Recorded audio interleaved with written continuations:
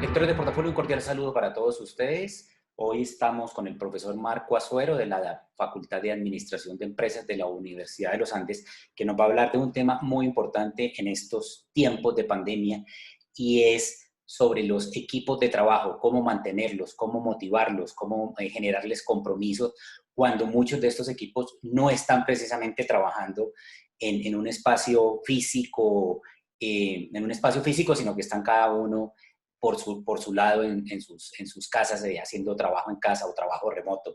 Profesor Azuero, ¿cómo le va? Bien, muchas gracias, Pedro. Muy amable por la invitación. Oh, muchas gracias a usted, profesor. Profesor, la primera pregunta, ¿qué diferencia hay entre un equipo de trabajo y un grupo de trabajo? La diferencia fundamental radica en la interdependencia. Un equipo es interdependiente y por ende necesita personas de diferentes disciplinas, mientras que un grupo puede no ser tan interdependiente o para nada y tener a todas las personas de una misma disciplina. Se da más en áreas funcionales de las organizaciones, en donde se lleva a cabo una labor interesante, adecuada, muy importante para la empresa, pero que no es retadora o que tenga que hacerse en un tiempo récord. Esa es como una de las principales características. En cambio, un equipo se conforma para resolver un reto. Ya. Y hablando de eso, qué otros elementos hay para que valga la pena para crear un equipo? Usted ya habló uno, un reto. ¿Cuáles son esas otras características para que una persona diga, voy a crear un equipo? Fundamentalmente, la gran importancia de un equipo cuando se ha acoplado muy bien es que logra un trabajo muy efectivo. Entonces, por eso se habla de equipos de alto desempeño o equipos efectivos. Entonces, esa es una de sus principales virtudes, y es que al engranar adecuadamente generan sinergia, resultados en muy corto tiempo, súper efectivos y con gran satisfacción para todos los que intervienen. En estos momentos, ¿cómo crear un equipo, profesor? O sea, ¿son las mismas características o qué se debe mantener de esas condiciones que llamábamos normales antes de la pandemia y de esas condiciones que estamos viviendo ahora y que posiblemente se van a venir en futuro porque todas las empresas ya están pensando en tener trabajo flexible, que las personas vayan muy poco a las oficinas? ¿Qué son esas características que se deben mantener y cuáles son las que se deben añadir en estos momentos en que la gente está trabajando desde casa? Pues ya desde tiempo atrás, antes de esta coyuntura del año 2020, ya se venía trabajando en equipos remotos, porque antes era muy importante el concepto de cercanía física, el que se interactuaran muy cerca los unos a los otros, lo cual favorecía mucho a los equipos. Ahora con la pandemia o con esta circunstancia que estamos viviendo y que a futuro, digamos que va a seguir en muchos aspectos, eh, importantísimo que en medio de la lejanía se genere un buen vínculo y una buena relación de las integrantes del equipo a través de las sesiones. Una de las cosas que ha ayudado muchísimo a las empresas es la eficiencia en cuanto a reuniones en desplazamientos. Lo que antes me pusieron un ejemplo que lo deja uno atónito. Una persona que tenía una cita en Medellín a las 8 de la mañana o 9 de la mañana, o además una cita corta. Imaginémonos un abogado que necesita ir a un juzgado en Medellín para atender a su cliente. Se tiene que despertar a las 3 de la mañana, arreglarse, pedir el taxi, etcétera, etcétera, llegar al aeropuerto, esperar, no sé cómo, llegar al otro aeropuerto, taxi, llegar al sitio en la ciudad, esperar a que lo atiendan. 5 minutos después quedó libre y ya se puede devolver.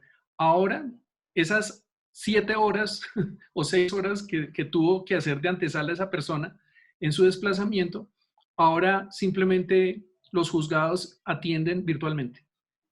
Entonces, eso va a ayudar a descongestionar inmensamente los procesos en muchos juzgados. Entonces, no hay mal que por bien no venga. Entonces, yo creo que le va a hacer mucho bien a muchos procesos que tenían ese tipo de demoras.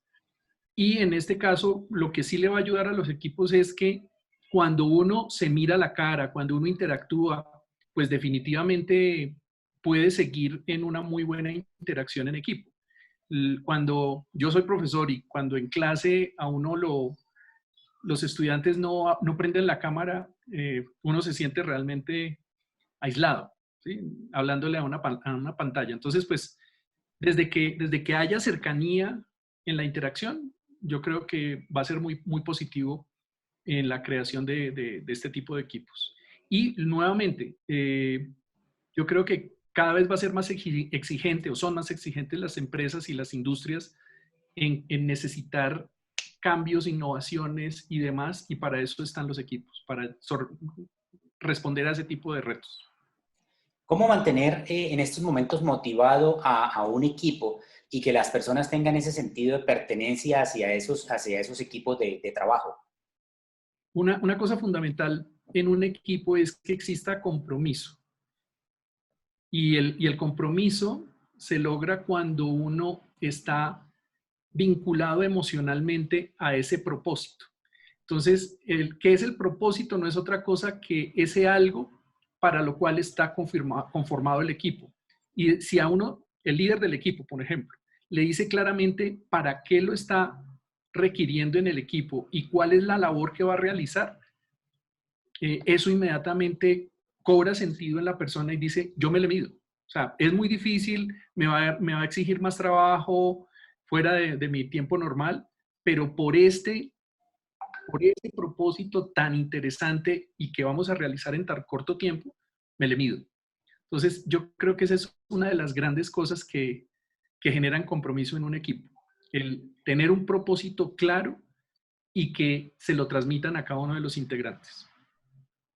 ¿Qué deben de tener las personas en cuenta cuando van a armar un equipo, profesor? Por ejemplo, usted hablaba de que fuera unas personas con diferentes habilidades, un equipo interdisciplinario. Correcto. ¿Qué pasa si una persona de pronto no tiene una persona de esas cualidades que necesita en el equipo? ¿Debe contratar una persona o debe decirle a alguien más adopte o tome esta posición? En las organizaciones ocurre mucho que eh, crean los equipos independientemente del reto que se va a cumplir. Y pues en últimas, el equipo se puede adaptar y termina realizando el proyecto, pero se va a demorar muchísimo más tiempo. Entonces, en estos momentos, ¿qué le están exigiendo a Colombia la OCDE y muchos otros organismos internacionales? Que aumente su productividad. Entonces, si queremos ser productivos, pues debemos empezar a utilizar el concepto de equipo y no simplemente trabajar unos cerca a otros y tratarnos bien. No solo se necesita tratarnos bien y respetuosamente, sino que necesitamos primero analizar, digamos, el líder que va a conformar un equipo debe analizar cuál es ese reto que le están poniendo. Le voy a poner un ejemplo. Y es el que de los que más utilizo yo. En una empresa van a cambiar el software porque tienen muchos diferentes tipos de software en cada una de las áreas. Entonces van a unificar para tener un software centralizado. Normalmente hay aplicaciones pues ya muy conocidas en el mercado. Una de ellas que voy a decir nombres, SAP. Cuando una empresa ya mediana a grande se le mide a pasar a implementar ese software, requiere un esfuerzo y una coordinación impresionante entre todas las áreas de la compañía. Si se hace en tiempo normal, 2 años, 2 años y medio, su puesta a punto. Pero las organizaciones no se pueden dar esos lujos de llevar paralelos pues de 2 años y cosas por el estilo. Entonces, normalmente le dicen a un gerente general, bueno, necesitamos pasarnos a SAP en 8 meses. ¿Quién se le mide? Ese es un reto que implica analizar claramente qué se va a requerir a nivel de habilidades para resolver ese reto satisfactoriamente y una vez identificadas las principales habilidades, se identifican a las personas que tengan esas habilidades en la organización. Si no se tienen, pues uno, o se capacitan o se buscan esas personas de fuera, bien sea contratándolas o como consultores externos, en fin. Pero normalmente pues habría que conseguirlas. Y en la medida en que el equipo sea diverso, ¿sí? Que sean no solo hombres, no solo de la misma disciplina, sino que sean tanto hombres como mujeres, de diferentes disciplinas, diferentes enfoques, eso enriquece muchísimo al equipo. Entonces, lo fundamental es analizar reto, identificar habilidades, escoger participantes. Ese sería lo habitual. En una organización todo el mundo me dice, no, pero allá crean el equipo y después le asignan la tarea.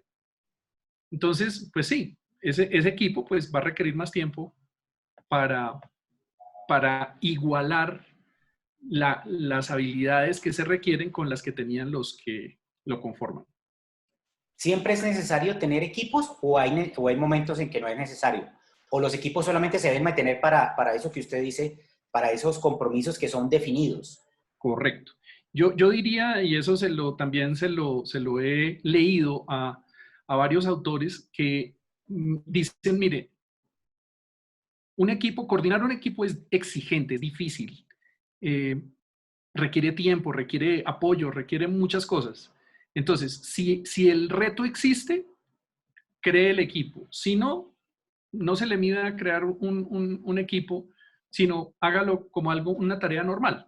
Ahora, hay otro concepto que es el que se utiliza mucho y es la habilidad de trabajar en equipo.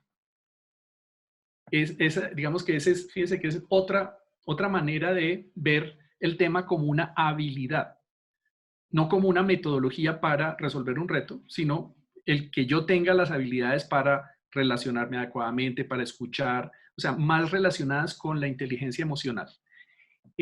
Eso pues también requiere de muchas características. Ahí que requeriría fundamentalmente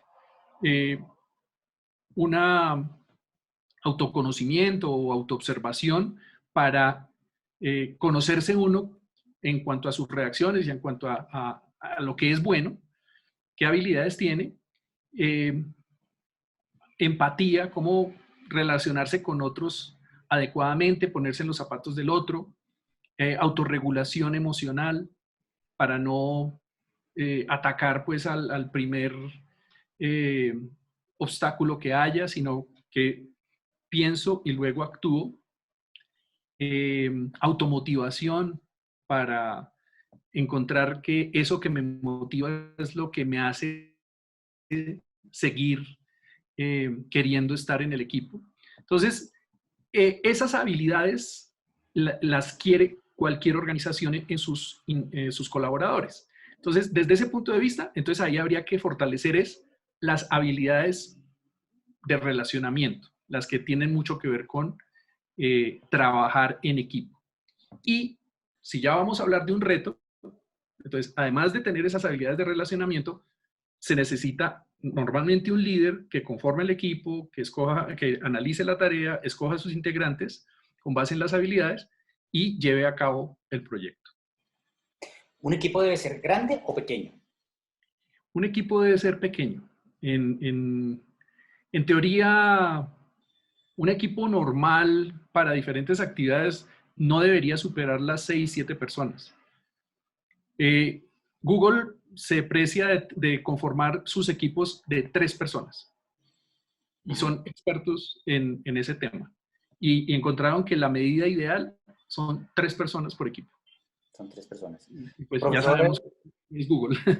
exactamente. Profesor Azuero, muchas gracias. Con el mayor gusto y muy amable por su invitación. Muchas gracias a usted, profesor Azuero, por todas sus enseñanzas sobre este tema tan importante precisamente en estos momentos. Y a ustedes, lectores de Portafolio, muchas gracias por estar con nosotros. Los esperamos en una próxima ocasión.